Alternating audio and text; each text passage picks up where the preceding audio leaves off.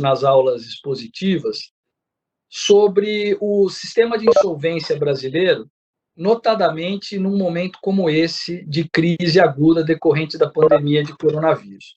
Então, para a gente entender o impacto que essa crise tem no sistema de insolvência e a capacidade que o nosso sistema tem de dar respostas, e, portanto, para saber se há ou não a necessidade de uma legislação específica, e mais ainda, se há a necessidade de uma legislação específica, de que maneira, né, essa legislação deve atacar esses problemas, eu dizia que nós temos que fazer um trabalho de base.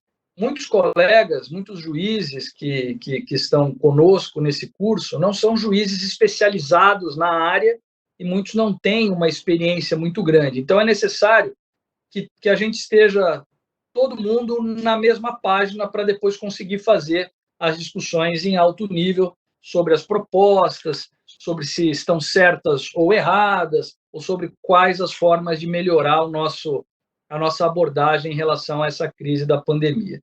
Então, nós vamos primeiro fazer um panorama geral sobre o que é um sistema de insolvência, quais são as ferramentas de um sistema de insolvência, de que maneira nós evoluímos nessas ferramentas e qual é o nosso estágio atual aqui no Brasil. E, a partir daí, iniciar uma discussão mais concreta com base tanto na recomendação do CNJ quanto nas propostas de alteração legislativa. Bom, quando a gente fala de falência ou de recuperação de empresas, é importante que a gente entenda qual é o pano de fundo dessa discussão. Né? Por que nós estamos falando de falência e recuperação de empresas? Por que a legislação oferece mecanismos de falência e recuperação de empresas? Qual é o problema que está por trás disso? Qual é o objetivo de um sistema de insolvência? Bom, o que está por trás dessa discussão, dessa história toda, é a crise da empresa. É porque a empresa entra em crise ou pode entrar em crise que o sistema de insolvência se importa em regular essa situação.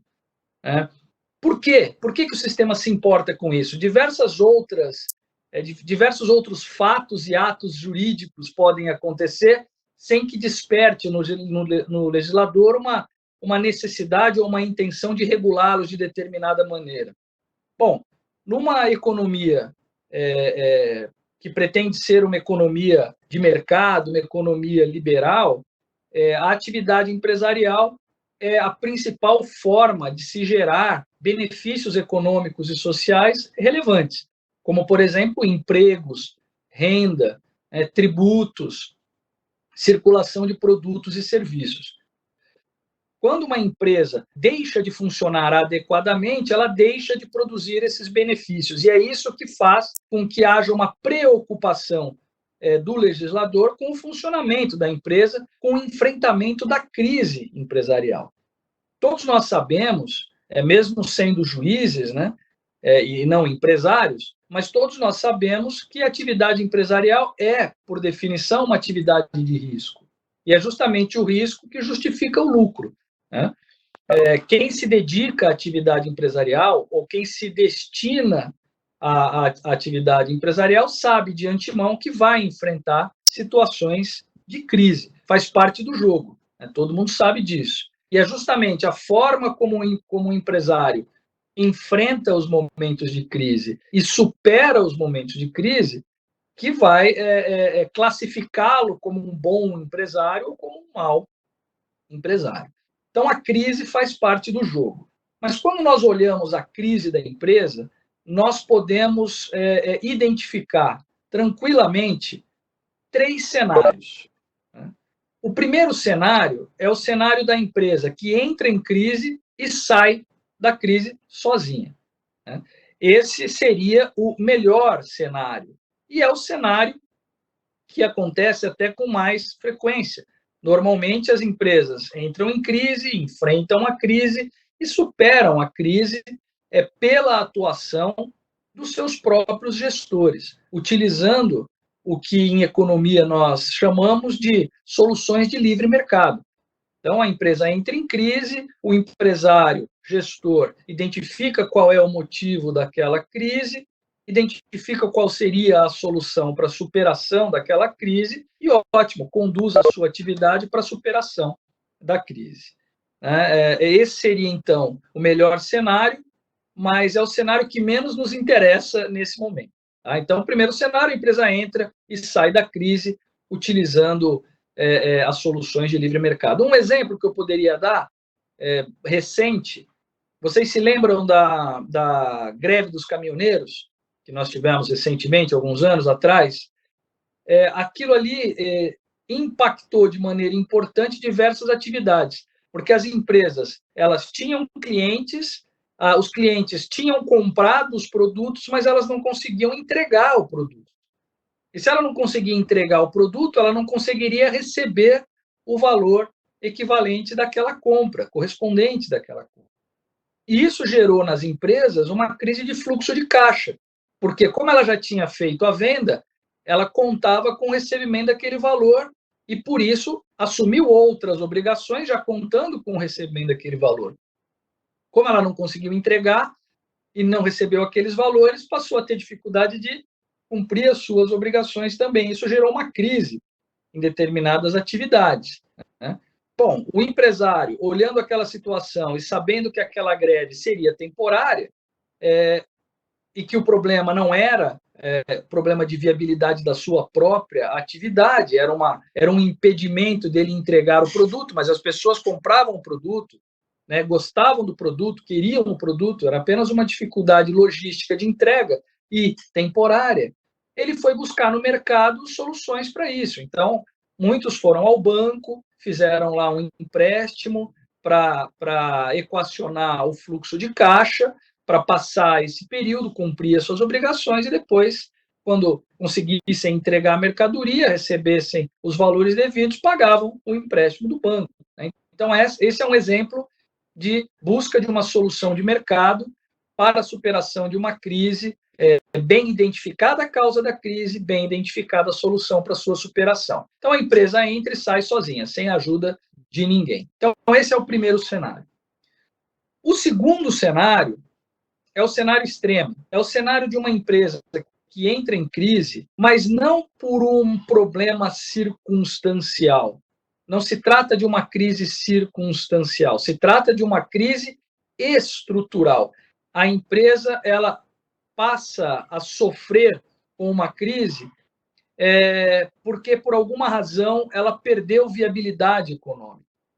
O problema dela é que as pessoas não compram mais o produto, não usam mais o serviço, porque esse produto ou esse serviço ficou defasado tecnologicamente, ou porque a evolução da sociedade direcionou o interesse dos consumidores para outros produtos ou serviços, ou porque, por má gestão, ela chegou a uma situação de inviabilidade econômica, onde o desenvolvimento da sua atividade não é mais suficiente para a manutenção dos seus custos, e por aí vai. Por alguma razão, aquela empresa perdeu viabilidade, ou seja, não há como superar aquela crise, né? Diferentemente daquela primeira hipótese, né, as pessoas não têm mais interesse no produto, no serviço, ela não tem mais como competir no mercado, enfim, ela não consegue mais, ela não para mais de pé, né? Então, quando acontece isso, quando uma empresa enfrenta uma crise que é estrutural e, portanto, insuperável e não meramente circunstancial, quando ela perde viabilidade econômica, né, o que o direito destina para ela é uma ferramenta chamada falência, liquidação. É nesse momento que entra em cena a liquidação. E qual é o objetivo da falência e da liquidação quando se trata de um agente econômico que perdeu viabilidade? Bom, o objetivo é encerrar aquela atividade, retirar aquele agente econômico ineficaz do mercado, abrindo espaço no mercado para que outra empresa, para que outro agente econômico ocupe aquele espaço de maneira útil, né? Porque, veja, o que nós esperamos de um agente econômico, o que nós esperamos de uma empresa? Foi a primeira observação que eu fiz logo no começo da nossa aula. Nós esperamos que ela gere bons produtos, bons serviços, que ela circule riquezas, né, que ela gere empregos, que ela gere tributos, né? São essas as suas funções, são esses os benefícios econômicos e sociais que decorrem da sua atividade. Então, as empresas, elas existem em função disso. Quando elas não fazem mais isso, elas devem ser retiradas do mercado, abrindo espaço para que outra empresa ocupe aquele espaço, gerando empregos, bons produtos, bons serviços, circulando riquezas. Então, essa é a primeira função da liquidação, retirar um agente ineficaz do mercado, abrindo a possibilidade de que outro agente o substitua, exercendo a sua função econômica e social em plenitude. Mas não só isso, né? Existem outros interesses gravitando em torno da falência, da liquidação, que são os interesses dos próprios credores, né? Então, os credores, eles têm interesse em receber aquilo que esta empresa deve a eles, mas não tinha dinheiro para pagar. Então, como não há dinheiro para pagar todo mundo, na falência vai ser feita a arrecadação de todos aqueles ativos, né? Vai ser feita a venda daqueles ativos e com o produto da venda daqueles ativos, os credores serão pagos, ainda que de maneira proporcional e segundo a ordem estabelecida pela lei de falência. Então, vejam que existem duas ordens de interesses que são tutelados pela falência. Interesses maiores, que são interesses econômicos e sociais, de saneamento do funcionamento do mercado, né, e de reposição, né, de agentes ineficazes por agentes eficazes, portanto, de preservação dos benefícios econômicos e sociais que decorrem da atividade empresarial, e o interesse particular dos credores que se relacionam com aquela empresa que tem interesse em receber aquilo que é devido, ainda que de maneira proporcional. Aqui algumas observações importantes antes da gente prosseguir. A primeira observação importante é de que a falência não é ruim. Parece que a gente nasce com a ideia de que a falência deve ser evitada a qualquer custo, de que a falência é ruim. Não, a falência não é ruim. A falência é um mecanismo adequado para tratar dessa situação, né, de uma empresa que entra em crise insuperável, de uma empresa que se tornou inviável economicamente, né? Então, essa é a primeira observação. Falência não é ruim, falência é boa, falência serve para sanear o funcionamento do mercado, tirando do mercado agentes econômicos ineficazes e abrindo a possibilidade de que outros ocupem aquele espaço. E uma outra ideia, né, a gente sempre pensa que a falência ela existe em função dos interesses dos credores. A falência se faz para os credores receberem, né? Vocês estão me ouvindo, pessoal? Eu vi uma mensagem sem áudio. Está me ouvindo, Ana Celina? Me ouvindo? Ok. Então deve ser acho que a doutora Aline aí. É só apertar e ativar o seu microfone. Bom, vamos lá.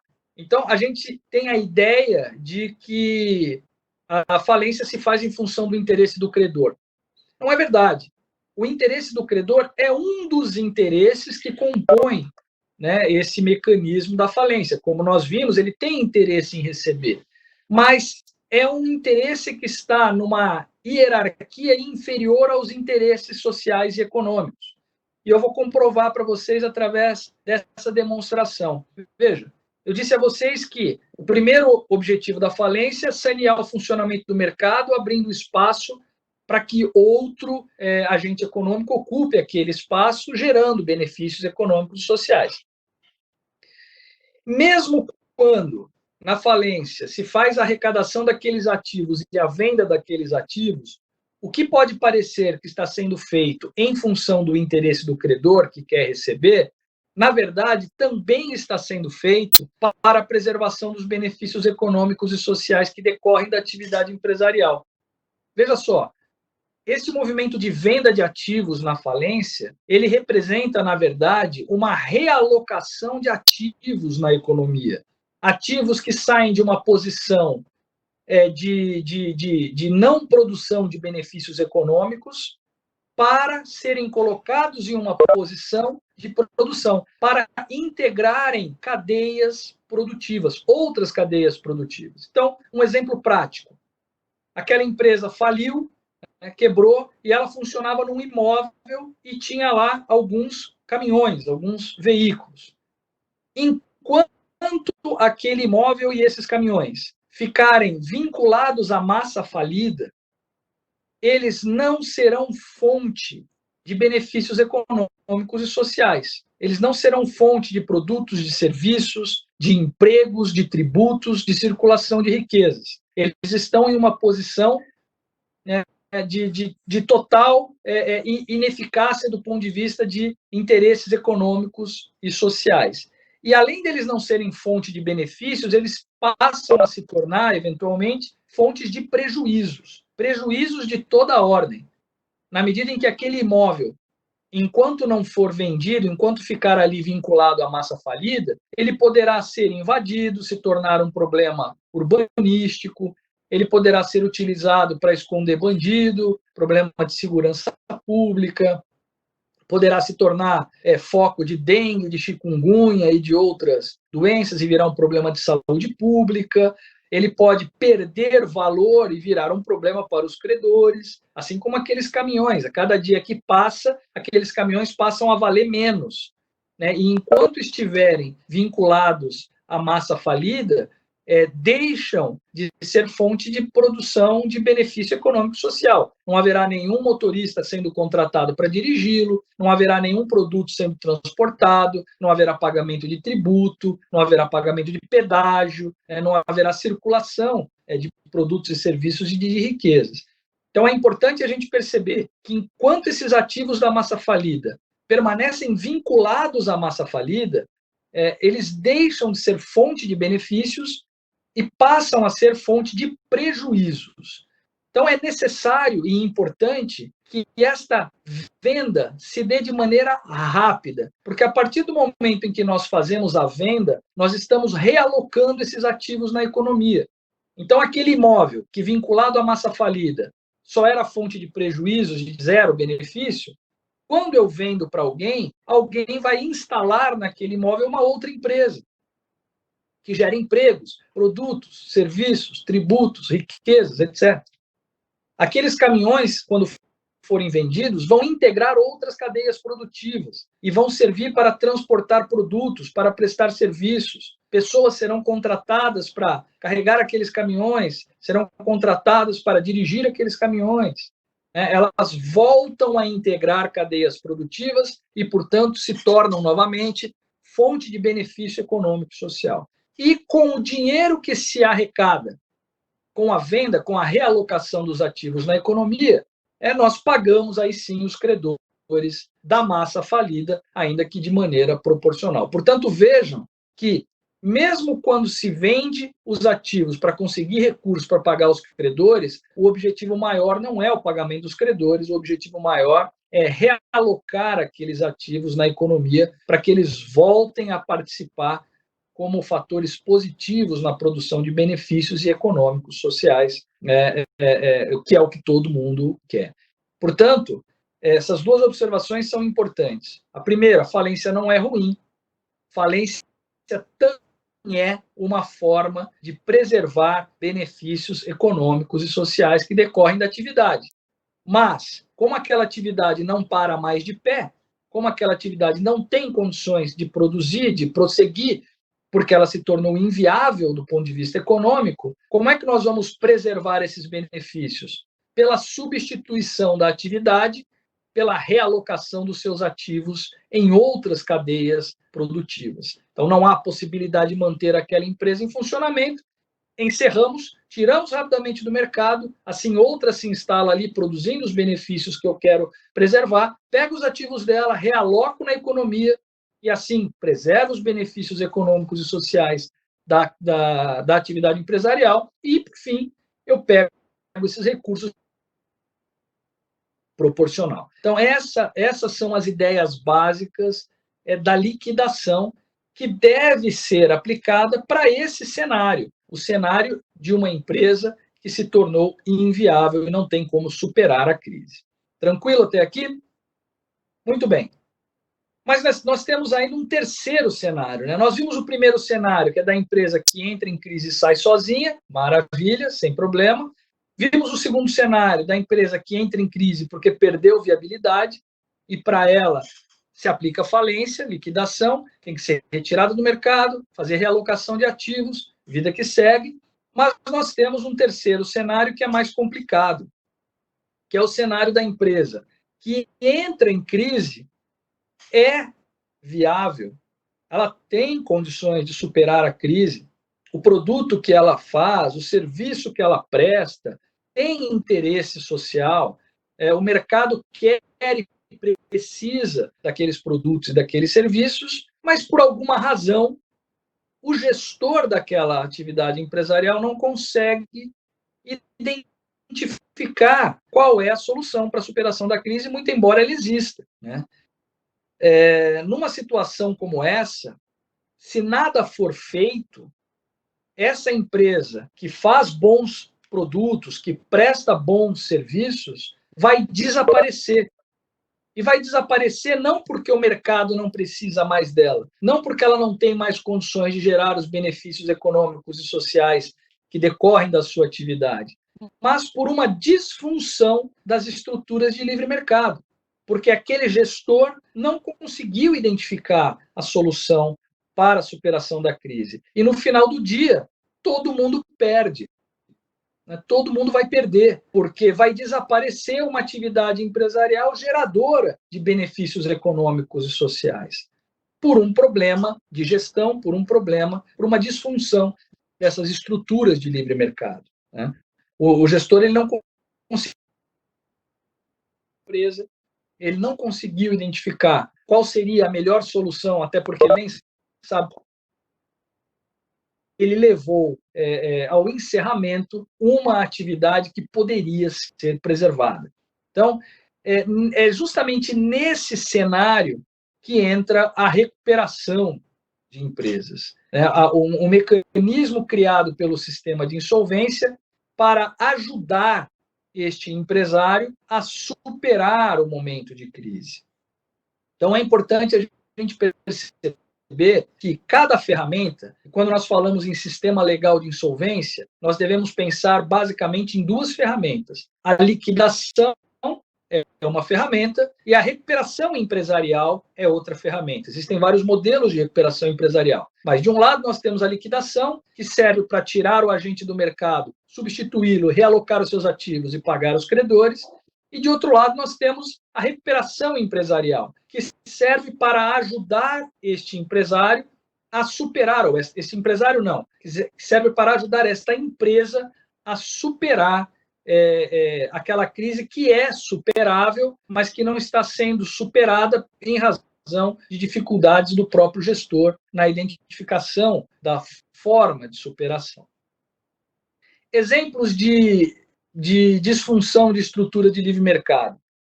O Brasil ele tem alguns aspectos legais e culturais, principalmente culturais, que explicam, né, a grande maioria das crises empresariais aqui.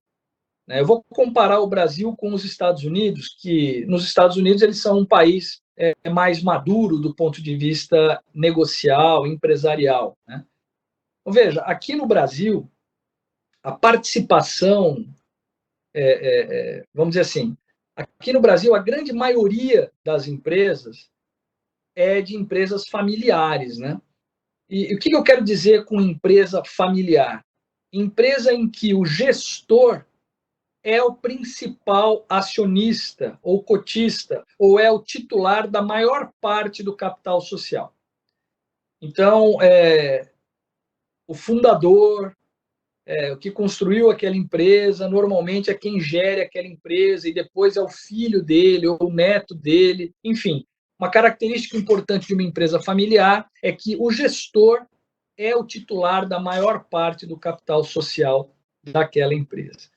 Muito comum no Brasil, desde pequenas empresas até grandes empresas, né? Mesmo grandes empresas são empresas familiares no Brasil.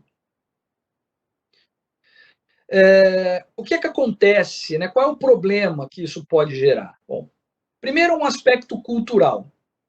Empresário no Brasil acha que não precisa estudar, acha que não precisa ter formação.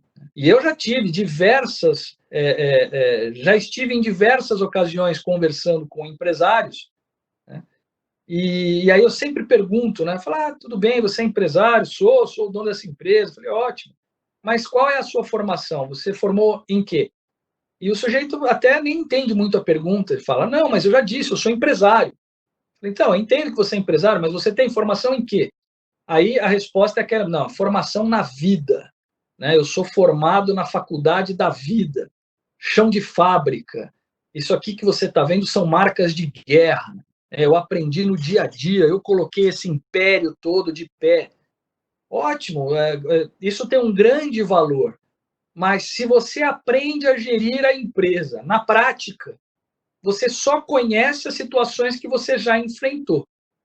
Se você enfrentar uma situação de crise diferente daquelas que você já viu, pode lhe faltar opções ou conhecimento para você fazer o enfrentamento daquela crise, né?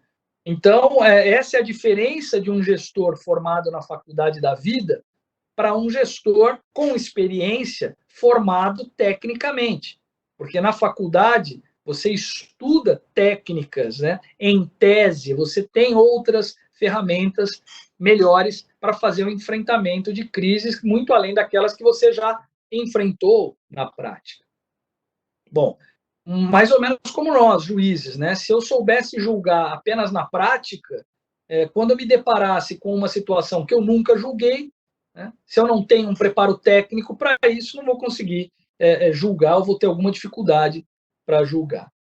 Bom, isso faz com que esse empresário, sem formação técnica, e que é o dono da empresa, muitas vezes faça uma avaliação equivocada das razões da crise e não consiga encontrar soluções de livre mercado para a superação da crise.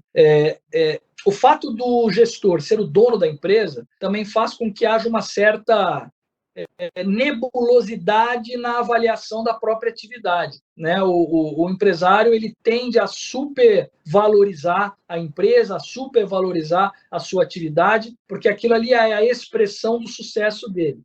Então ele tende a passar por uma fase de negação mais ou menos prolongada, negando a crise, negando que exista um problema, sempre diminuindo aqueles problemas, até o momento em que o problema toma uma proporção que dificilmente ele conseguirá solucionar.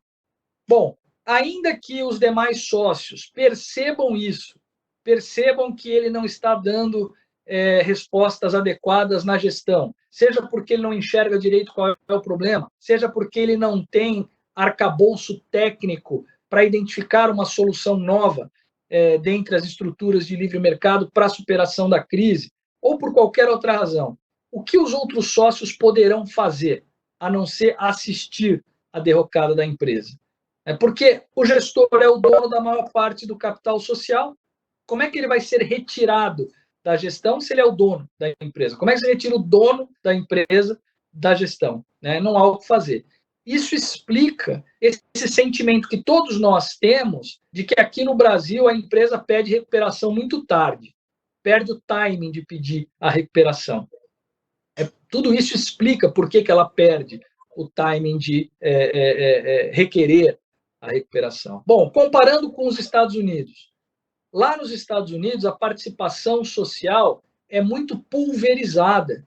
As empresas não têm propriamente um dono, é difícil você identificar um dono, porque culturalmente, lá nos Estados Unidos, as pessoas investem o seu dinheiro, fazem a sua poupança no mercado de capitais, comprando ações de empresas, diferente do Brasil, onde nós somos rentistas, né? Nós aplicamos no banco e aquele dinheiro, na verdade, não é destinado a atividades produtivas, diferente do que acontece lá nos Estados Unidos. Um outro aspecto lá dos Estados Unidos, como a participação social é muito pulverizada, normalmente o gestor não é o dono. Aliás, normalmente o gestor não é nem sócio. O gestor é um profissional contratado pela diretoria ou pelo conselho de administração da empresa para fazer a gestão. Então, veja, primeiro, é um profissional com formação técnica, é o CEO. né, o Chief Executive Officer, é o CEO da empresa. É um profissional contratado, com experiência, alguém de mercado, e que, portanto, terá melhores condições de fazer o enfrentamento das crises. E segundo, se ele não está fazendo um bom enfrentamento da crise, os sócios, a diretoria, o conselho de administração, poderá tranquilamente substituí-lo por outro. Então, isso explica o porquê lá nos Estados Unidos as empresas enfrentam melhor as crises do que aqui no Brasil. Bom, fechem o parênteses aí das disfunções da estrutura de livre mercado e vamos voltar àquela ideia original. Se eu tenho uma empresa que é boa, que tem bons produtos e serviços, que se desaparecer fará falta, gerará um prejuízo econômico e social. Se eu nada fizer para ajudar aquela empresa a superar aquela crise, ela vai desaparecer e todo mundo vai perder com isso. Então, o direito cria um mecanismo para ajudar aquela empresa a superar a crise econômica e financeira que é superável. Aí a pergunta que vem agora é a seguinte: como que eu vou ajudar aquela empresa? De que maneira a legislação vai ajudar aquela empresa? Que eu já entendi que existem esses dois cenários, né? Empresa inviável tem que ser liquidada e a ideia de falência é uma ideia mais próxima da nossa imaginação. Tira a empresa do mercado, vende os ativos, ok, já entendi como é que se faz. Agora, como é que se faz para ajudar a empresa a superar uma crise superável, que ela não consegue sozinha? Essa resposta varia com o tempo. Né? As primeiras manifestações de recuperação empresarial, vamos dizer assim, são identificadas lá no direito romano. Lá no direito romano existia a chamada moratorium, né? Que é a moratória, que funcionava mais ou menos assim. Se o devedor estivesse numa situação dessa, em que ele se torna insolvente, mas ele acha que tem condições de resolver este problema, ele impunha aos seus credores uma moratória de 30 dias. Ou seja, durante 30 dias ninguém me cobra, ninguém pode me cobrar. Né? Durante esses 30 dias eu vou tentar levantar recursos para pagar os meus credores, sem a pressão da cobrança dos meus credores durante esse período. Se ao término desses 30 dias eu conseguir esses recursos, eu pago todo mundo e sigo minha vida. Se eu não conseguir, aí os credores, então, vão liquidar os meus ativos e vão me retirar do mercado. Então, durante muito tempo, essa foi a resposta adequada da legislação para ajudar devedores a superar momentos de crise superáveis. É claro, era uma resposta bastante simples e rudimentar, mas que era adequada às crises empresariais daquele momento. As crises empresariais também eram crises muito mais simples. Na medida em que essas crises foram se tornando mais complexas, porque a atividade empresarial foi se tornando mais complexa, essa simples moratória começou a não dar respostas adequadas mais. Né? E aí o que aconteceu? O direito evoluiu. Né? Nós evoluímos para um outro mecanismo, que era uma combinação de moratória com desconto. Então, quanto maior o desconto, né, menor o prazo. Perdão, moratória com prazo, né? Não, moratória com desconto mesmo. Quanto maior o desconto, menor o prazo. Quanto maior o prazo, menor o desconto. Esse era o mecanismo da concordata. Né? Vocês lembram da concordata? Aqui no Brasil, a concordata era o mecanismo de recuperação empresarial no Decreto-Lei 7661 de 1945. Né? A concordata nada mais era do que isso, um favor legal, um mecanismo que impunha aos credores desconto e prazo. Originalmente, a legislação dava um favor legal que fazia com que o credor impusesse, ou melhor, que o devedor impusesse aos seus credores uma moratória, prazo. Depois evoluiu para imposição de prazo mais desconto. Quanto maior o desconto, menor o prazo. A concordata, ela deu respostas adequadas às crises empresariais durante um tempo também. De novo, porque as crises empresariais ainda não eram tão complexas e esse modelo dava, enfim, conta de proporcionar às empresas a possibilidade de superar aquele momento de crise. Mas, em determinado momento, e considerando a constante evolução do direito empresarial e a constante evolução das crises empresariais, a partir de determinado momento, isso também passou a não dar mais resultado, né?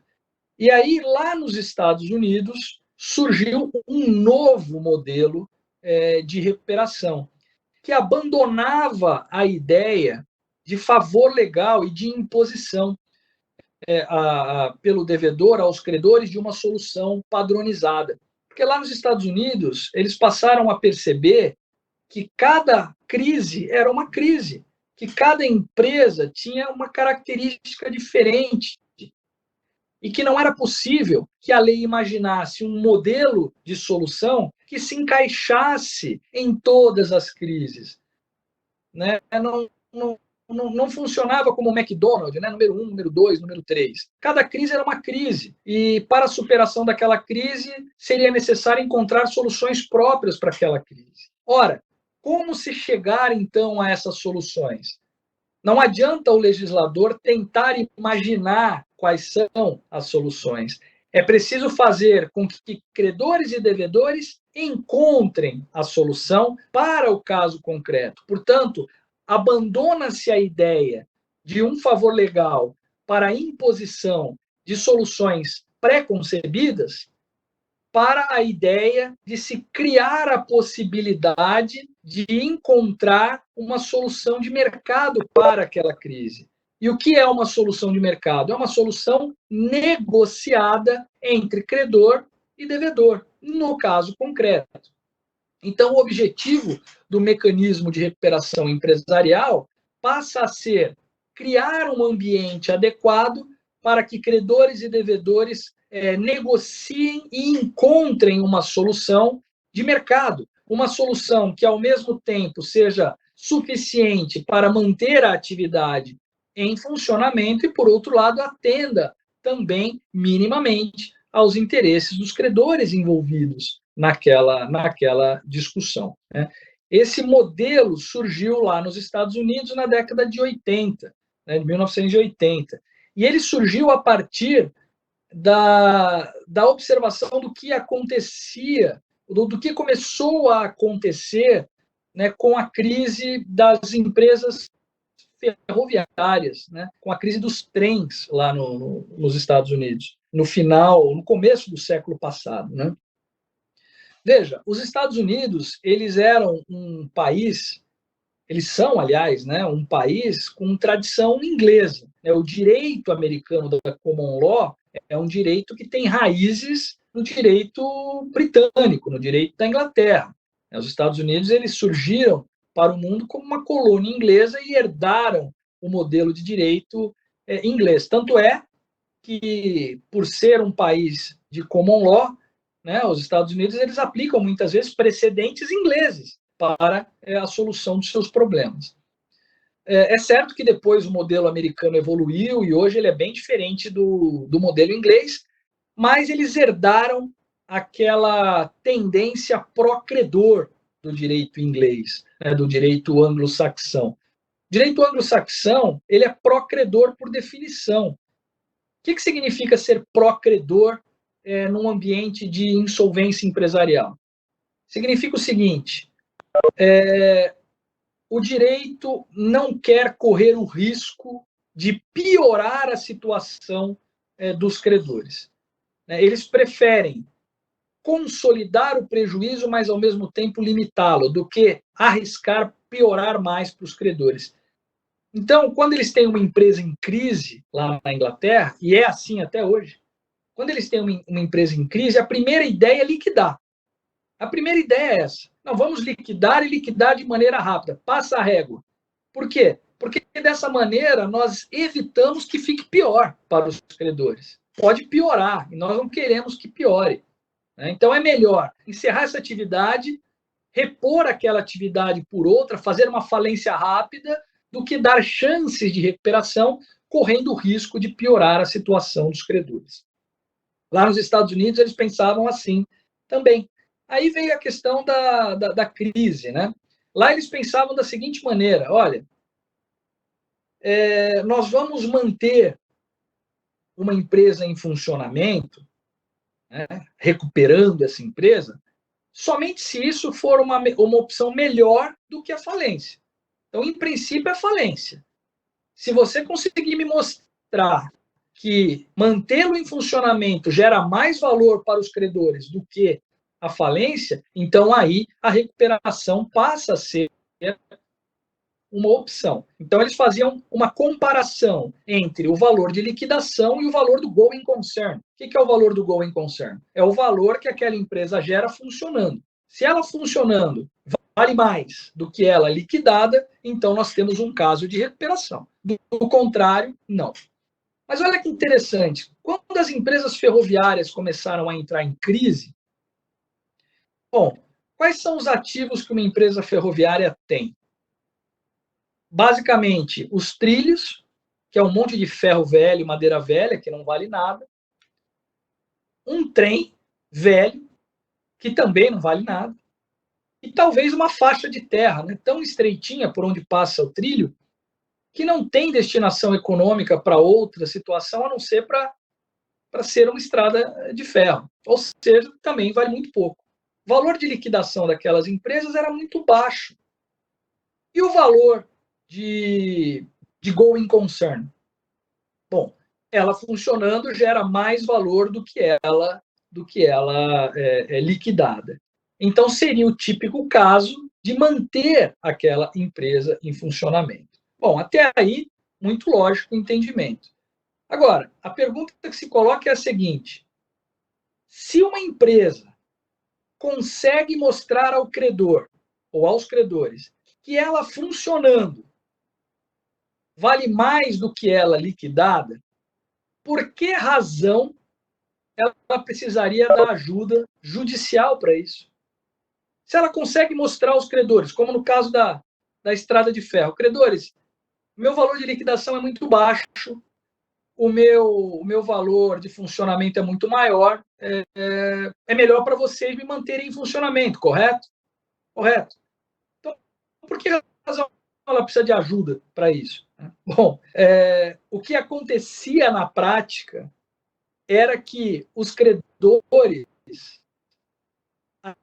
agindo individualmente, buscando a melhor posição do ponto de vista individual, acabavam trabalhando em prol de resultados que, do ponto de vista coletivo, seriam piores. É o tal do dilema do prisioneiro, né? Foi analisando essa situação que os americanos criaram esse novo modelo. Eu vou dar um exemplo, ou dois exemplos, para vocês entenderem. O primeiro exemplo, que inclusive é trazido pelo Thomas Jackson. Thomas Jackson é um autor clássico norte-americano. Ele escreveu um livro, que aliás eu tenho aqui. Cadê? Aqui, ó.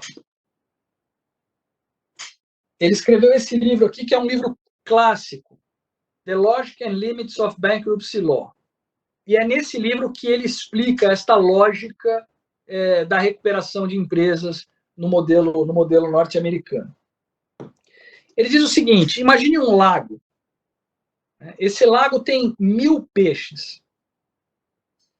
Se eu pescar os 1000 peixes em um ano, eu vou exaurir todos os peixes do lago e não haverá peixes a serem pescados no ano seguinte. Por outro lado, se eu pescar 500 peixes no ano e deixar 500 peixes no lago, eles vão se reproduzir e no ano seguinte eu terei 1000 peixes novamente. E pescando 500 e deixando outros 500, eles se reproduzem e no outro ano eu tenho 1000 peixes novamente. Bom, em 5 anos eu terei pescado 2.500 peixes. Se eu tivesse pescado os 1000 peixes num ano só, eu teria pescado só 1000 peixes e acabou. 2.500 é mais do que 1000, não é? Então, perguntando ao pescador, se você fosse o pescador e eu te perguntasse, o que você prefere? O que é melhor para você? Pescar os 1000 peixes em um ano ou pescar 500 peixes todo ano? Num universo de 5 anos, você terá ganho 2.500 se optar por pescar 500, terá ganho 1.000 se optar por pescar tudo. Então, a decisão lógica é que você opte por pescar 500. É melhor para você. Você não vai optar por uma coisa que é pior, que vai te colocar numa situação pior. Ok. Mas imagine que não seja só você que pesque nesse lago. Dezenas de pessoas pescam nesse lago.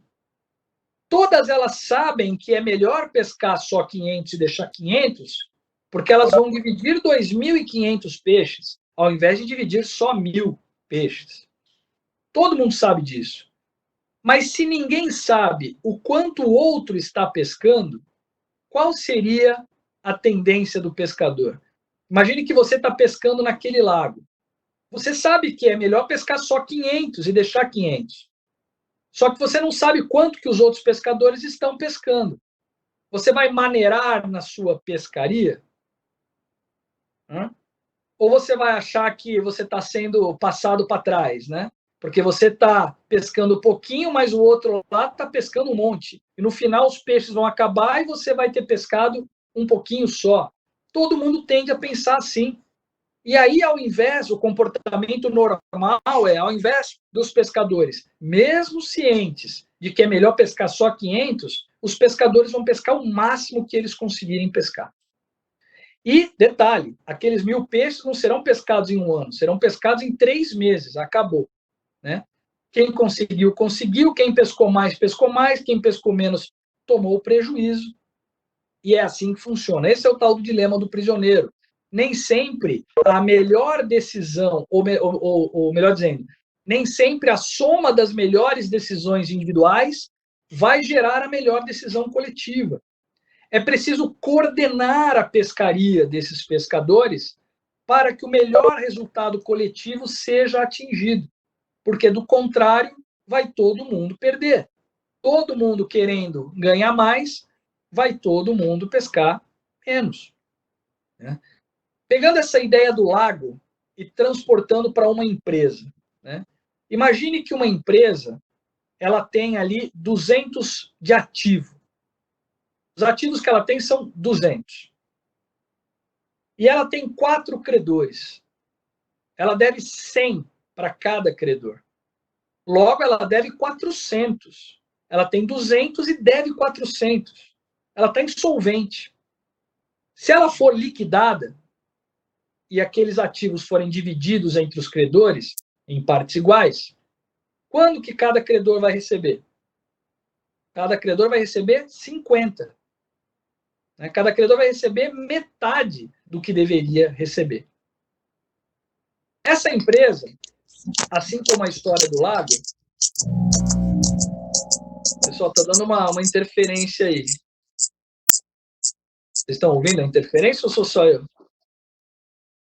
Agora parece que parou. Então, imagine, essa empresa tem 200, ela deve 400, 100 para cada credor.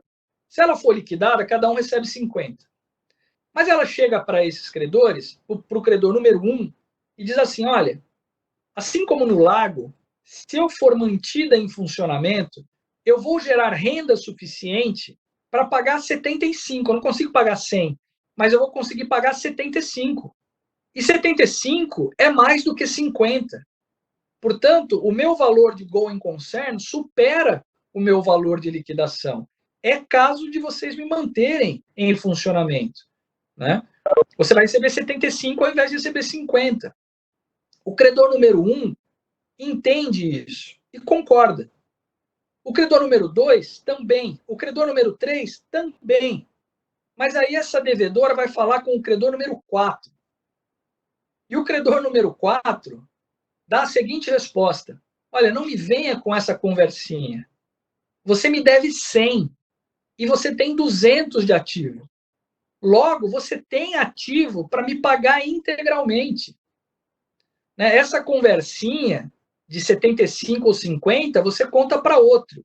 Eu estou vendo aqui que você tem 200 e você me deve 100.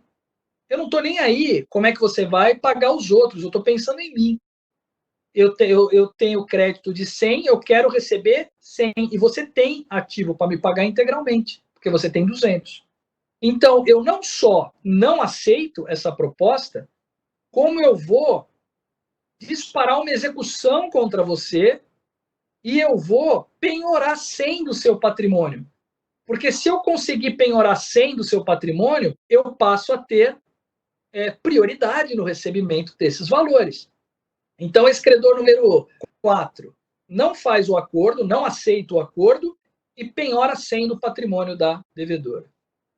Imagine vocês, como credores 1, 2 e 3, sabendo de que o acordo não foi feito porque o número 4 não concordou, e sabendo que ele já penhorou 100 do patrimônio, o que você faria?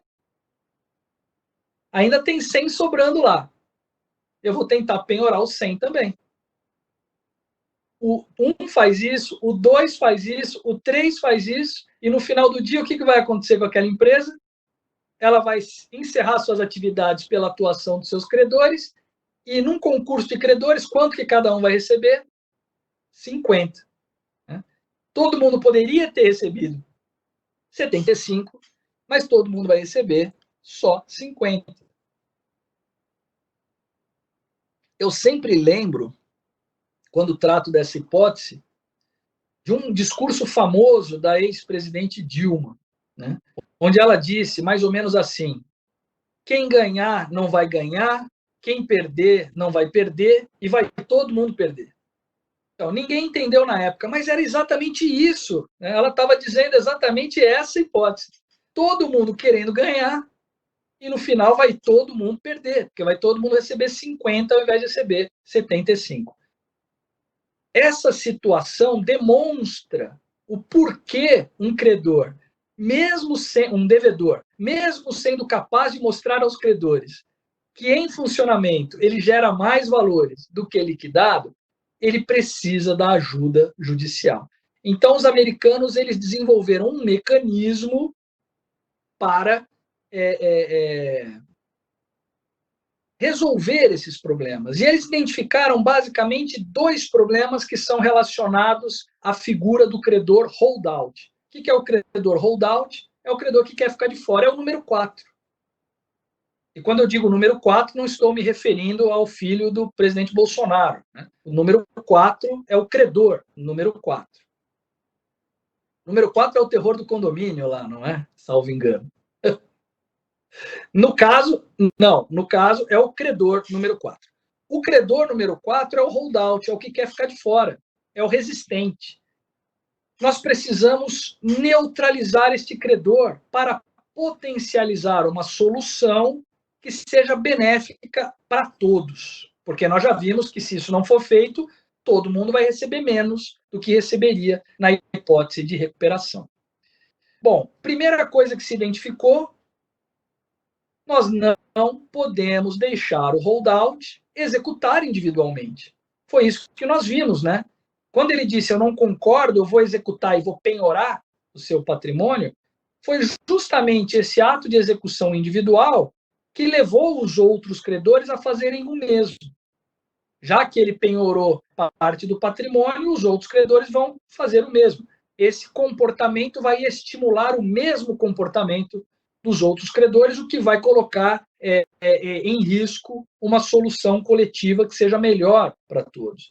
Então, a primeira coisa que o direito americano bolou, vamos dizer assim, foi o stay. O que é o stay? É a suspensão das ações executivas. Durante o período de negociação, nenhum credor pode executar, nenhum credor pode penhorar, nenhum credor pode tentar realizar de maneira individual o seu crédito, porque isso vai disparar o mesmo comportamento em outros credores, e isso vai fazer com que não se consiga uma solução negociada coletiva. Então, criou-se o stay. Bom, resolveu-se um problema, mas ainda temos um outro problema. Qual que é o outro problema? O outro problema é que, se aquele credor número 4 não concordar com a proposta da devedora, não tem acordo coletivo. Como é que eu faço para neutralizar essa resistência? Porque sem ele não tem um acordo coletivo, e eu preciso de um acordo coletivo. Simplesmente impedi-lo de executar não resolve o problema, né? Porque se ele continua discordando, não se chega a uma solução coletiva. Então, qual foi o mecanismo desenvolvido pelo direito americano para neutralizar essa resistência? A decisão da maioria prevalece para todos, se aplica a todos. Então, se eu tenho 4 credores, 3 concordaram e um não concordou, sinto muito, credor número 4, mesmo você não concordando, a você vai ser aplicada a mesma condição aprovada pela maioria dos credores. Então, o direito americano desenvolveu um mecanismo que se funda em 2 pilastras: o stay das ações executivas e a prevalência da decisão da maioria para todos, né? A aplicação aos resistentes daquilo que foi decidido pela maioria dos credores. Esse mecanismo americano gerou muito sucesso, porque a partir do momento em que o procedimento impede que esses credores resistentes atuem individualmente e diz que a decisão da maioria vai se aplicar a todos, você cria incentivos para que credores e devedores negociem uma melhor solução. Eles terão condições de identificar exatamente quais são os problemas da empresa, terão condições de avaliar quais são os melhores cenários, going concern e liquidação, e terão condições de aprovar, ainda que por maioria, né, qual seria a melhor solução para a superação daquela crise. Mas veja, lá nos Estados Unidos, é bem claro isso, o sistema ainda é pró-credor. Muito embora se tenha evoluído bastante, né, em termos de observação de que a empresa tem uma função social, que ela atende a outros interesses que não apenas os interesses dos credores, prevaleceu nos Estados Unidos a ideia de que a recuperação se faz em função do interesse dos credores. São os credores que têm a chave da recuperação na mão. Tanto é que lá nos Estados Unidos existe um mecanismo chamado do Absolute Priority Rule, ou seja, da prioridade absoluta, regra da prioridade absoluta. Ou seja, um credor que esteja abaixo na relação de prioridade de recebimento, ele só vai receber a partir do momento em que todos os que estão acima receberam integralmente. O juiz não pode aprovar um plano que estabeleça o pagamento de uma classe inferior sem o pagamento integral da classe anterior, ainda que haja concordância da maioria. É preciso que haja concordância de todos para que isso aconteça. Da maioria, não funciona. Isso mostra que a chave da recuperação não está na mão do juiz. A chave da recuperação está na mão dos credores. O modelo americano é um modelo pró-credor. Bom, este modelo influenciou o modelo brasileiro, né, em 2005. Mas, como nós já temos praticamente 1 hora de exposição, para não cansá-los muito, eu acho que agora é o momento da gente fazer 5 minutos de perguntas e respostas até aqui, para depois a gente prosseguir com o modelo brasileiro, né? E aí sim entrar nas discussões concretas dos impactos da crise no Brasil. Mas antes, vamos fazer uma sessão de perguntas e respostas e um intervalinho também de 5 minutos para a gente tomar um café e descansar, e depois a gente volta. Então, são 11h11, até 11h20, vamos fazer metade questões e metade café. Alguém tem alguma questão a fazer? Professor, por favor, indique material didático. Ah, vocês ainda não têm o material? Eu vou passar para vocês, então. Sobre essa história que nós estamos falando, da função social da empresa, que daqui a pouco eu vou entrar de sola nesse tema, da função da recuperação e da falência, eu indico para vocês 2 textos. Os dois estão na minha coluna do Migalhas, é a coluna Insolvência em Foco.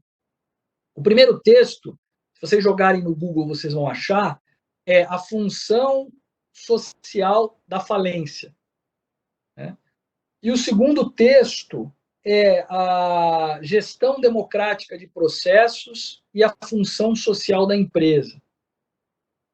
São dois textos que eu publiquei lá, que depois eu vou mandar para vocês especificamente, vou mandar para a SMEC e a SMEC passa para vocês os links. São dois textos que tratam dessa história que eu falei para vocês. Na internet, talvez vocês encontrem alguns textos que eu escrevi também sobre isso. Como literatura, para aqueles que têm condições, esse livro aqui é a Bíblia disso que eu estou falando, do Thomas Jackson, The Logic and Limits of Bankruptcy Law. Só que é o seguinte, é um livro americano, não é tão fácil de ser compreendido nem de ser adquirido, né? Então, talvez não seja a fonte mais fácil para vocês. Eu acho que esses dois que eu indiquei, tá bom. Esses dois textos para vocês terem uma introdução. Aí aqueles que quiserem vão aprofundar no estudo com essa literatura que é de mais difícil acesso. Tá bom? Muito bom. Então vamos lá, pessoal. Vamos retomar.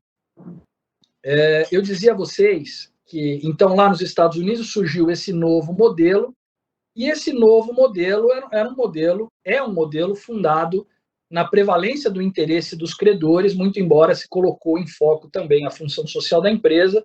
O fato é que a chave da recuperação está na mão do credor e não de ninguém outro além do credor. Bom, esse modelo acabou influenciando vários países do mundo, quase todos os países do mundo, né? Inclusive o Brasil. Né? O Brasil, em 2005, editou a Lei 11.101, que é a lei em vigor, que trocou aquele modelo antigo da concordata, do Decreto-Lei 7661, de 1945, por este modelo novo, inspirado no modelo norte-americano. Mas quando o Brasil importou esse modelo, duas coisas diferentes aconteceram. Uma boa e uma ruim, na minha visão. Né? A primeira coisa, a coisa ruim, seria a seguinte. Lá nos Estados Unidos, todo o modelo foi construído para a neutralização do credor holdout. Né? O stay e a decisão da maioria prevalecendo são mecanismos para você neutralizar o holdout, ou seja, tem que estar todo mundo dentro da recuperação e o holdout vai ser neutralizado. Quando isso veio para o Brasil, o fisco, né? O fisco olhou para aquilo e falou: olha, eu acho lindo esse modelo, mas eu estou dentro, o fisco está dentro, vai ter desconto, vai ter parcelamento, a decisão da maioria vai se aplicar ao fisco. Não pode. Né? E aí, ok, então o fisco ficou de fora. E aí os bancos olharam isso e disseram: peraí, mas se eu estiver dentro, se eu estiver sujeito à decisão da maioria e sujeito ao stay, então isso representa um risco maior para o recebimento para o repagamento do empréstimo, logo eu vou aumentar juros, né? Porque se você aumenta o risco, eu vou aumentar juros e isso vai ter um impacto no mercado de crédito. E aí os bancos ficaram de fora. Aqui também não dá para falar banco fica de fora. Então, o que a lei disse é que credores com garantias fiduciárias estão fora. Né? Quem são os credores com garantia fiduciária? Basicamente os bancos. Né? A garantia real tradicional praticamente deixou de existir depois de 2005, em função disso. Né? Se o banco empresta com garantia fiduciária, ele fica de fora da recuperação e de fora da falência também. Né? Então, por que razão ele vai exigir outra garantia que não a garantia fiduciária? Então, o mercado se acomodou a essa regulação. E hoje nós temos no Brasil um sistema de recuperação judicial que exclui dos seus efeitos o fisco e os bancos. Mas quando a gente analisa quem são os credores de uma empresa em crise, a gente vai observar que os credores de uma empresa em crise são fisco, bancos, trabalhadores e fornecedores. Ou seja, dos 4 credores de uma empresa em crise, o sistema brasileiro tirou 2 da recuperação. E, normalmente, são os 2 maiores. Né? Por quê? Porque o empregado, se não recebe, faz greve. O fornecedor, se não recebe, não fornece. Então, normalmente, a dívida com o empregado e fornecedor é muito menor do que a dívida com o fisco, que demora mais para cobrar, e do que com os bancos, que faz as renegociações e vai aumentando cada vez mais o valor da dívida. Né? E isso causa um problema seríssimo de reestruturação da empresa. Como é que ela vai renegociar se 2 dos principais credores não se sentam à mesa para negociar? Isso explica os resultados ruins da recuperação empresarial no Brasil. Isso explica também uma reação até involuntária, inconsciente da jurisprudência. A jurisprudência, mesmo muitas vezes não compreendendo tudo isso que a gente falou, todos esses fundamentos que a gente falou, ela reage a isso porque ela entende claramente que sem banco e sem fisco não tem reestruturação. Então você vê uma jurisprudência sendo formada no Brasil tentando colocar para dentro bancos e fisco, através da teoria da essencialidade de bens. O STJ já disse isso, né? Quem tem competência para dizer se um ativo pode ou não ser expropriado de uma empresa em recuperação é o juízo da recuperação, ainda que aquele crédito não esteja sujeito à recuperação, caso do fisco, caso dos bancos. E isso é uma forma de botar para dentro credores bancários, impor um stay a credores fiscais e credores bancários. Isso é algo que a gente está tentando resolver com o PL, né, com o substitutivo ao PL 10.220, que hoje corre pelo número 6229 na Câmara dos Deputados, e nós vamos falar dele amanhã. Mas só para que vocês tenham essa ideia. Então, isso foi o que aconteceu de ruim quando esse modelo veio para o Brasil. Não está todo mundo dentro como deveria estar. Mas o que aconteceu de bom na minha perspectiva? O artigo 47 da Lei 11.101 estabelece que o principal vetor de aplicação e interpretação da recuperação de empresas no Brasil é a preservação da função social. Função social da empresa. Aliás, função social é algo que é da própria essência do direito brasileiro. O direito brasileiro é um direito que prestigia a função social dos institutos de direito privado. Tanto é que a Constituição Federal de 88 fala em função social da propriedade. A propriedade que é o mais absoluto dos direitos privados. Né? No Brasil, a função social se aplica à propriedade. O exercício do direito de propriedade deve estar condicionado à sua função social. O Brasil fala também em função social dos contratos, admitindo a interferência judicial na formação livre da vontade das partes para compatibilizá-las à função social. Nada mais natural do que se falar também em função social da empresa. Né? Então, o Brasil adota a função social da empresa como um vetor de aplicação da recuperação judicial. E isso acaba trazendo diferenças fundamentais do modelo americano. Né?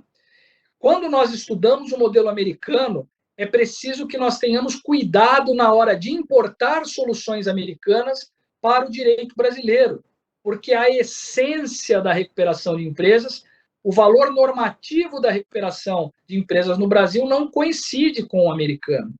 Eu já vi alguns professores dizendo o seguinte: recuperação de empresas serve para proteger o sobrevalor da devedora em função dos credores. A recuperação ela se faz em função de que os credores recebam mais, que é exatamente o que os Estados Unidos fazem. Lembra que eu disse a vocês? Lá nos Estados Unidos, eles dizem isso.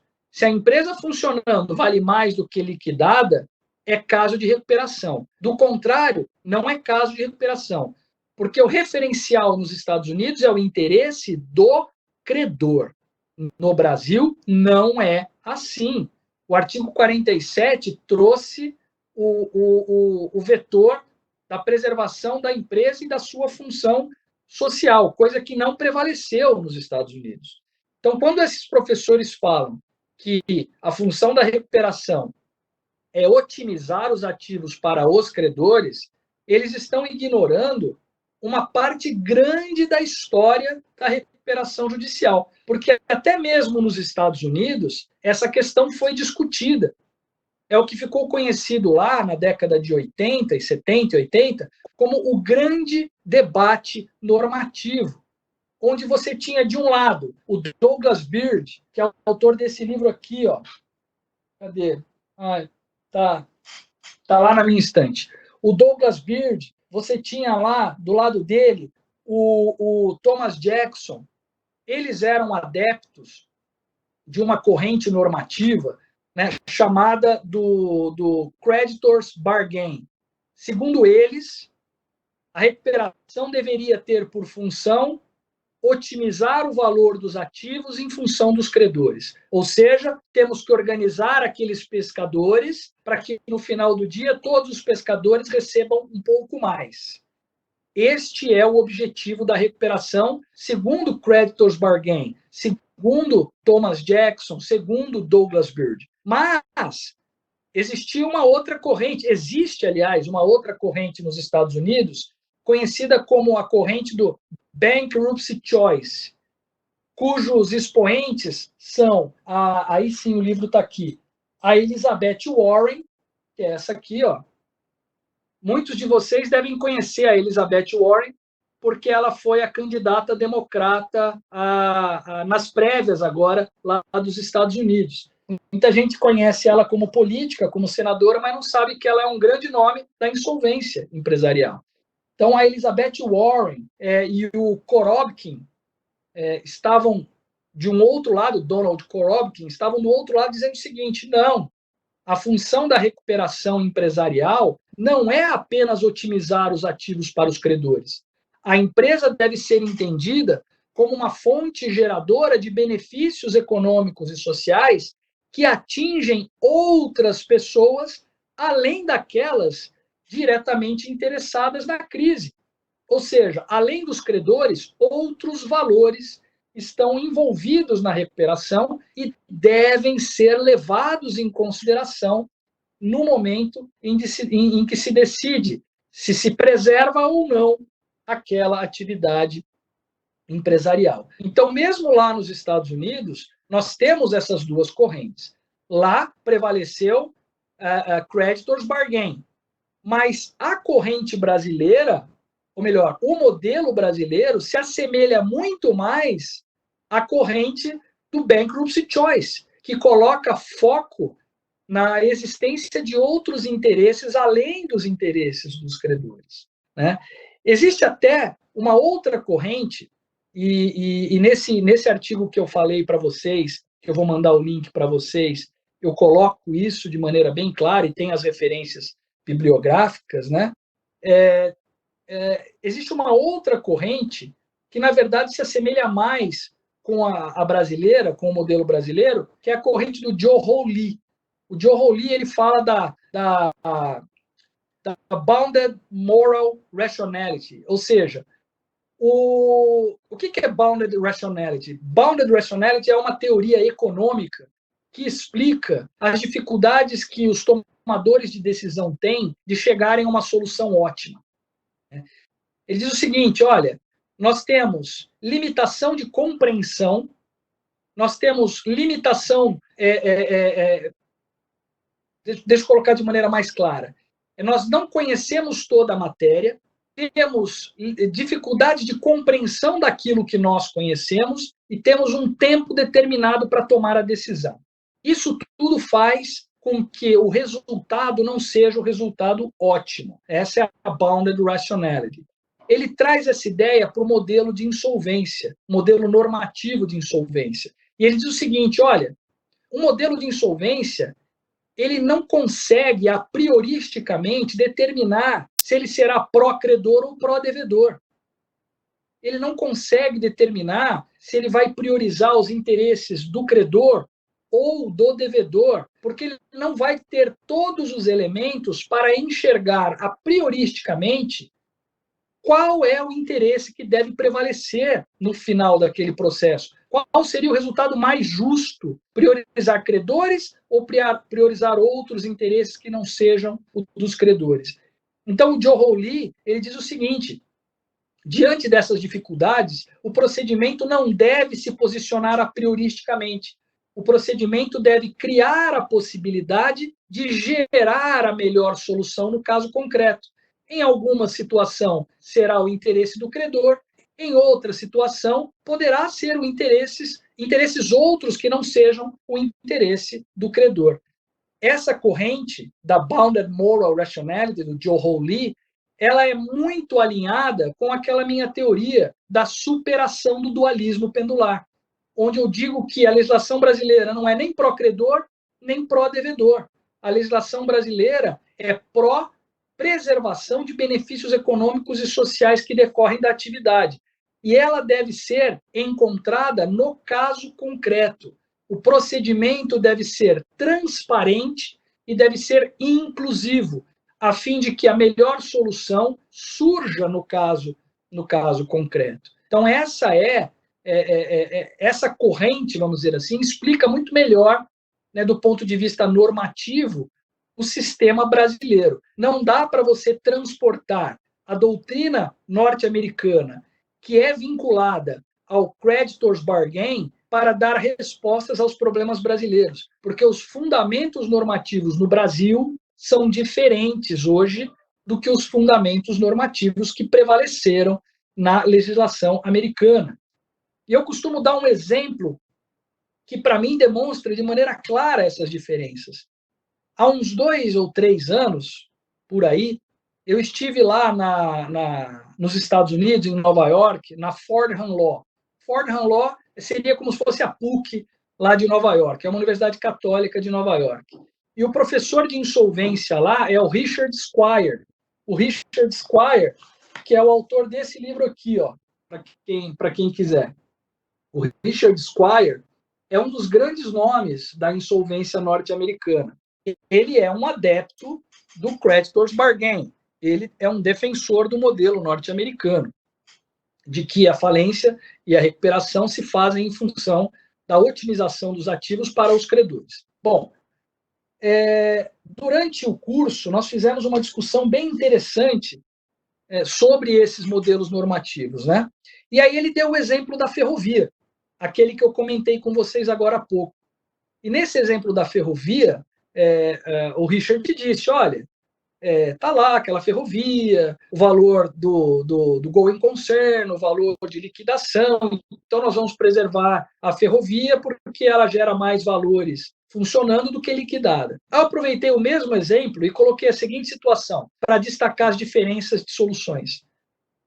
Falei, professor Richard, imagine então que esta ferrovia tenha sido construída por um sheik árabe exótico, que construiu essa ferrovia com trilhos de ouro. Ou seja, são toneladas de ouro. Logo, o valor da liquidação dessa ferrovia é muito maior do que o valor do going concern. Por outro lado, essa ferrovia é o único meio de acesso a uma comunidade de 60 mil pessoas. Uma cidade no meio do deserto do Arizona, distante 500 quilômetros de qualquer outra coisa, no meio do deserto. Tudo que existe naquela cidade existe em função da ferrovia. Água, alimento, todas as atividades empresariais que são desenvolvidas naquela cidade existem em função dessa ferrovia. Bom, essa ferrovia tem 12 credores. São 12 credores. Essa ferrovia pede recuperação judicial. E no processo de recuperação judicial, se percebe que o valor de liquidação é muito maior do que o valor do going concern. Para os credores, é muito melhor liquidar aquela atividade, porque eles vão receber integralmente, até sobra um pouco de dinheiro. Pergunto, de acordo com o direito americano, qual seria a resposta? E o professor Richard Squire não demorou nem 2 segundos para responder. Liquida. Tem que liquidar, porque o que prevalece é o interesse dos credores. E eu perguntei a ele, mas e aquela cidade e aquelas 60 mil pessoas, e aquelas atividades empresariais que dependem desta ferrovia para permanecerem em funcionamento? Será tudo colocado a perder em função do interesse desses 12 credores? E ele disse: sim, paciência. Aqueles problemas se resolvem de outras formas. Não é um problema do direito da insolvência norte-americano. Agora eu pergunto a vocês: no Brasil, qual seria a resposta? Liquida, dando prevalência ao interesse desses 12 credores, e que se dane 60 mil lá naquela cidade? É até intuitivo a gente dizer que no Brasil, não. No Brasil, sinto muito, vai prevalecer o interesse social, né? Naquele caso concreto, desculpe, aqueles 12 credores terão de suportar, né, um prejuízo em função de um benefício maior, que é o benefício econômico e social decorrente da atividade empresarial. Porque no Brasil, o artigo 47 estabelece que a função social da empresa deve prevalecer. O Brasil não adotou a prioristicamente a prevalência do interesse dos credores nesta balança de interesses a serem sopesados durante a recuperação judicial. Por isso, eu costumo dizer que, no Brasil, os fundamentos normativos do sistema de insolvência são diferentes dos fundamentos normativos que prevaleceram nos Estados Unidos.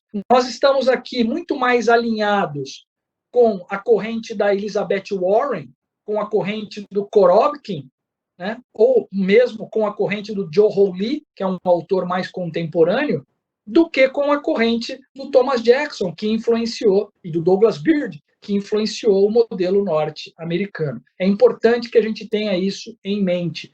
Função social da empresa, função social da recuperação judicial, superação do dualismo pendular. De antemão, nós não podemos dizer se deverá prevalecer o interesse dos credores ou outros interesses que não sejam os interesses dos credores. Vários outros interesses gravitam a recuperação judicial, como dispõe expressamente o artigo 47. E é justamente a preservação da função social da atividade empresarial que vai determinar, no caso concreto, qual interesse deve prevalecer. Esse é o modelo brasileiro, que é diferente, portanto, do modelo norte-americano. Espero que vocês tenham compreendido essa discussão. Eu sei que a gente viaja um pouco na maionese, né? Fica uma discussão mais etérea de fundamentos normativos, mas eu acho que é importante para nós, juízes, principalmente, termos essa compreensão, até para que a gente consiga entender por que no Brasil, muitas vezes, as decisões são tão diferentes do que as decisões americanas.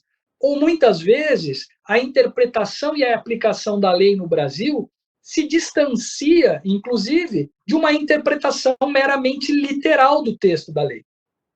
Nós percebemos isso constantemente no Brasil, que a aplicação literal do texto de lei não nos leva aos melhores resultados e que, portanto, a utilização do princípio da preservação da empresa, estabelecido no artigo 47, acaba sendo a válvula de escape para que as interpretações atendam às necessidades e aos fundamentos normativos do sistema brasileiro. Isso choca, em princípio, aqueles que são mais quadradinhos, né? Existem aqueles que pensam só dentro da caixinha e que acham que uma interpretação finalística, uma interpretação sistemática, uma interpretação da lei que leve em conta os fundamentos normativos do sistema significaria insegurança jurídica. Na verdade, não é insegurança jurídica, é segurança jurídica, porque alguém que conheça os fundamentos normativos do sistema brasileiro vai chegar a essas mesmas conclusões. É o desconhecimento disso que gera insegurança jurídica. Bom, agora nós sabemos, então, toda essa história de fundamento normativo e de como funciona o sistema brasileiro. O próximo passo é discutirmos: será que esse modelo que o Brasil tem, e que os Estados Unidos têm, e que o mundo inteiro tem utilizado, será que ele é suficiente para dar respostas a uma crise como essa que nós estamos vivendo, que o mundo está vivendo? Veja, a lei, o sistema de insolvência, como nós vimos, ele foi desenvolvido para preservar empresas viáveis que passam por crises circunstanciais e para retirar do mercado empresas inviáveis, né? Abrindo espaço para que elas sejam repostas por outras empresas viáveis, gerando os benefícios que a gente busca tutelar. A lei e o sistema parte do princípio de que o mercado funciona. O mercado funciona. E esses mecanismos legais de saneamento do mercado auxiliam a esse bom funcionamento do mercado. Auxiliam a tirar do mercado essas empresas que não prestam. Empresa que não presta tem que sair mesmo. Empresa que se torna inviável tem que sair mesmo. Empresa que é viável normalmente vai sair sozinha. Somente algumas hipóteses, por alguma disfunção das estruturas de livre mercado, o que acontece excepcionalmente é que elas vão precisar de recuperação. Essa é a lógica do sistema. Veja, o que nós temos agora é uma crise sistêmica. É uma crise que impõe um mau funcionamento do mercado. O mau funcionamento do mercado passou a ser a premissa. Por quê? Porque as medidas de distanciamento social, e nós vamos ver isso amanhã com mais calma, as medidas de distanciamento social que estão sendo aplicadas no mundo inteiro impedem o regular funcionamento do mercado. As empresas perdem faturamento não porque são ruins, não porque não têm bons produtos, bons serviços, elas perdem faturamento porque elas estão proibidas de funcionar regularmente. E aquilo que deveria ser a exceção, a crise da empresa, passa a ser a regra quase que absoluta. Porque essas medidas de distanciamento social não se aplicam a um ou outro segmento do mercado. Se aplicam a todos os segmentos de mercado. Porque até mesmo aquelas empresas que estão autorizadas a funcionar sofrem no funcionamento regular porque na outra ponta os consumidores estão em casa. Vejam, o funcionamento do mercado ele foi atingido pelas medidas de distanciamento social nas duas pontas.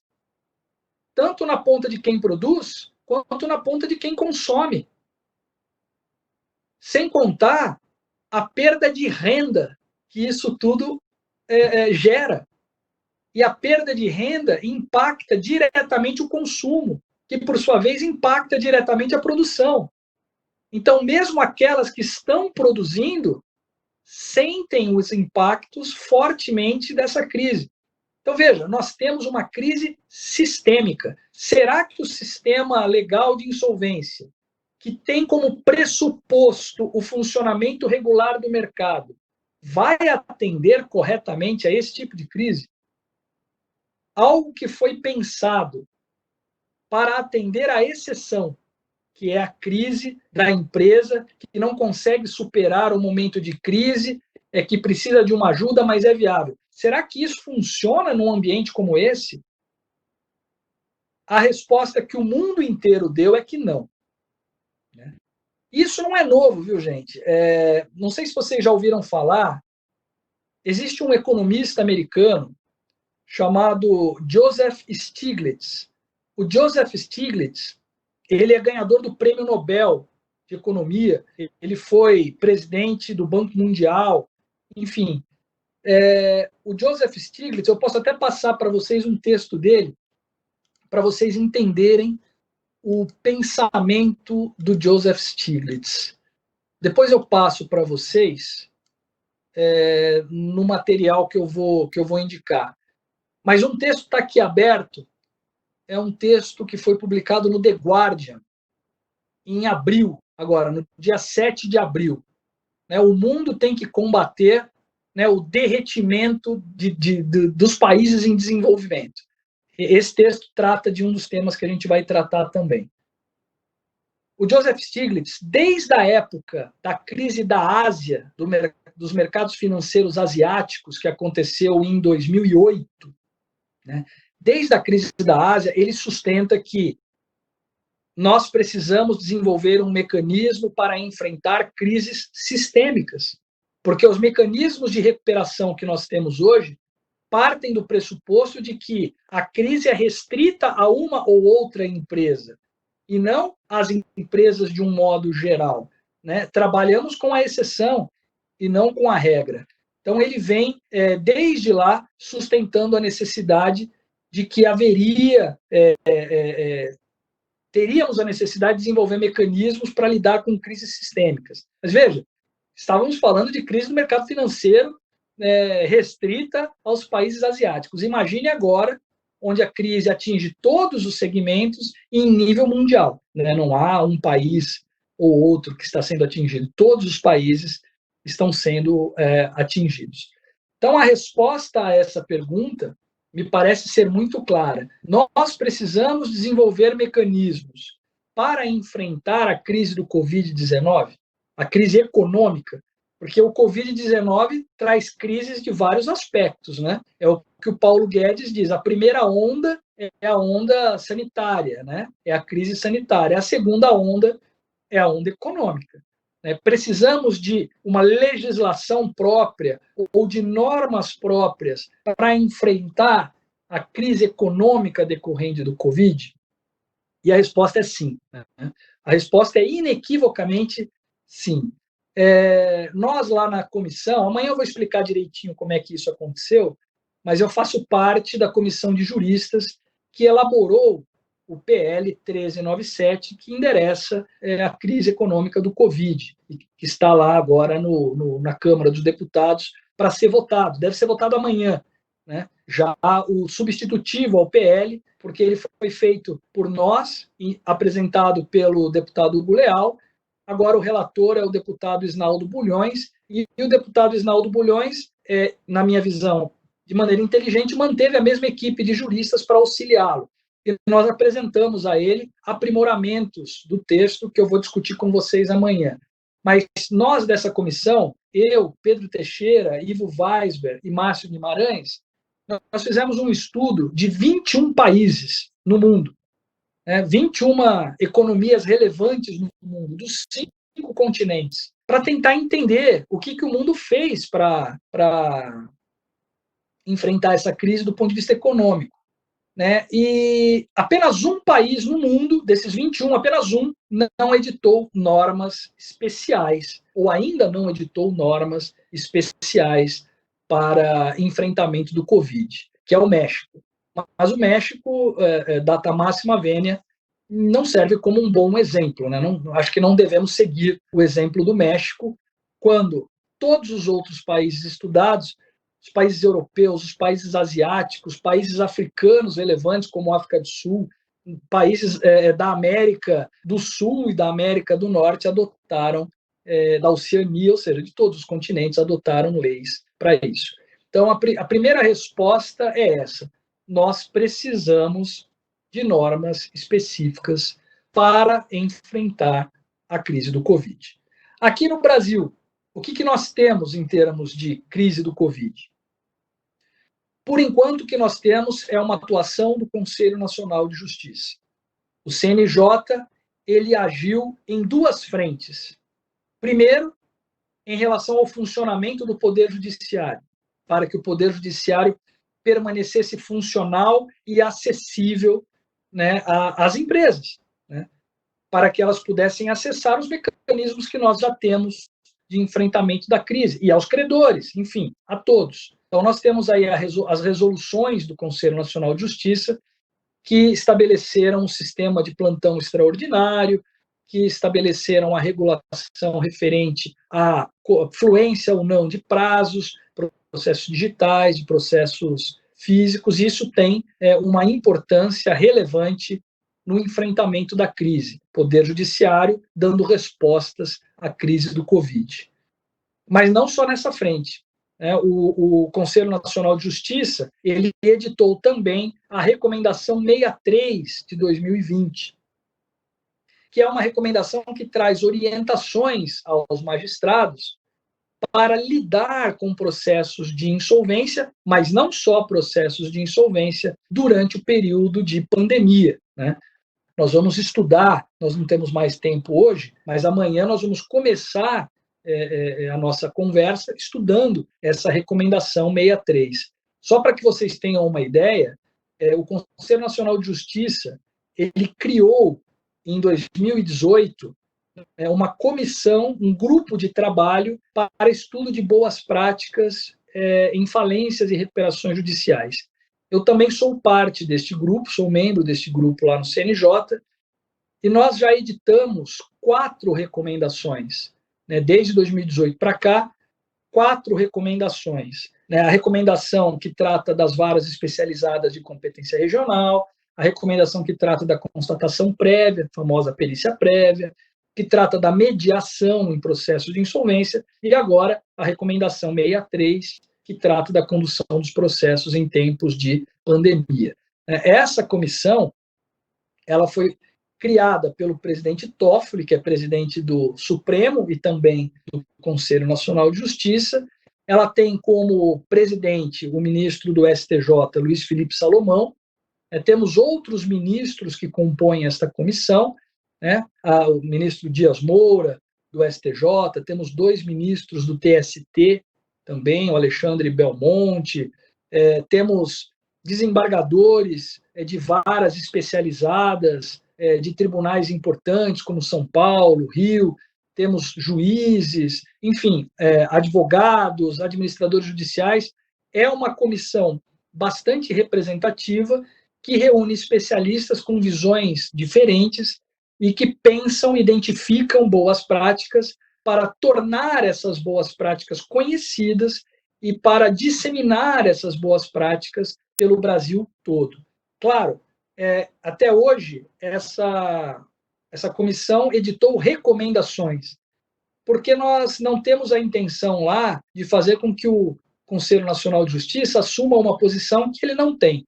Ele não é um órgão legislativo, ele não é um órgão jurisdicional, mas ele é um órgão de gestão da justiça, que busca fazer com que o Poder Judiciário atue de maneira mais uniforme e de maneira mais eficaz.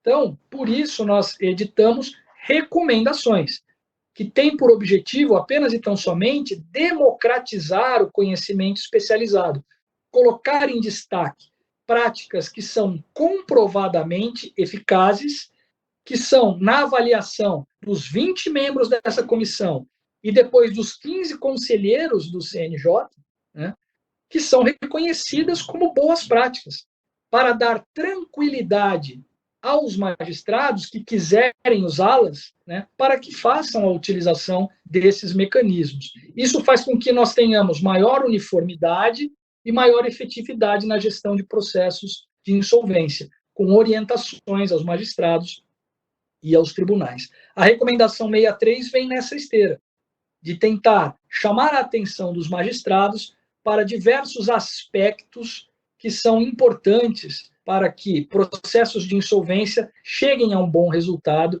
em tempos de pandemia. Bom, pessoal, já chegamos ao meio-dia, vocês já devem estar cansados, né?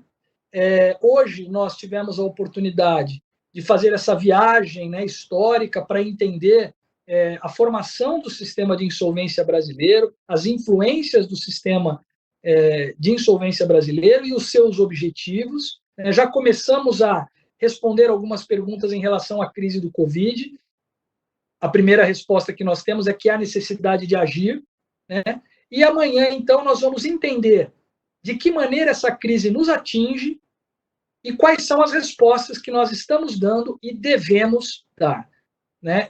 A Ieda perguntou sobre o material, eu vou conversar com o pessoal da SMEC para que eles passem a vocês hoje ainda esse material, tem bastante coisa, né, para que vocês façam uma leitura. Vou inclusive mandar para vocês esses estudos estatísticos que nós fizemos lá na comissão, dos países estudados e tudo mais. Eu acho importante que vocês tenham esse material, tá bom? Então, hoje ainda eu me comprometo a mandar para a SMEC, que por sua vez vai compartilhar com vocês esse material, tá bom?